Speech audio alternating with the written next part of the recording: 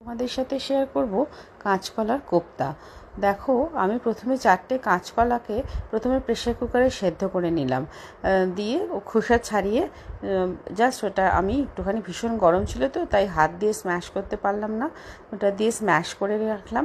দিয়ে দিলাম ওপর থেকে নুন, একটু সম্বর মশলা, ওটা আমার বাড়িতে থাকেই জানো, আমার যে কোনো তরকারিতে দিলে বেশ খেতে ভালো লাগে গন্ধটাতে। পেঁয়াজ, কাঁচা লঙ্কা, জিরে গুঁড়ো দিয়ে একটুখানি আদা বাটা, আর দিলাম একটু বেসন দিয়ে ওটাকে বেশ ভালো করে মেখে একটু হাতে তেল মেখে নিয়ে গোল গোল বলের মতন গড়ে নিলাম। নিয়ে কড়ায় তেল গরম করতে দিয়ে ধনে, জিরে, সম্বর মশলা, নুন, চিনি, হলুদ দিয়ে একটা পেস্ট তৈরি করে রাখলাম জল দিয়ে গুঁড়ে।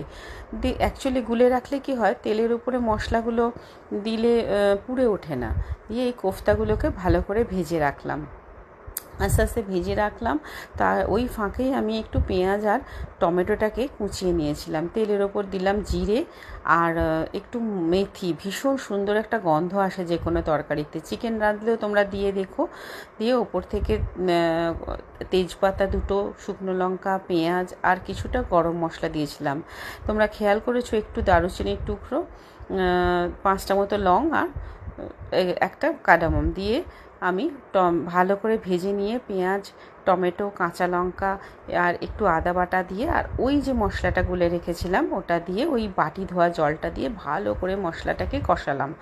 কষিয়ে জল দিয়ে ভালো করে ফুটতে দিলাম। যখন মশলাটা বেশ ফুটে ঘন গ্রেভি হয়ে আসলো তখন ওপর থেকে বলসগুলো ছেড়ে দিলাম।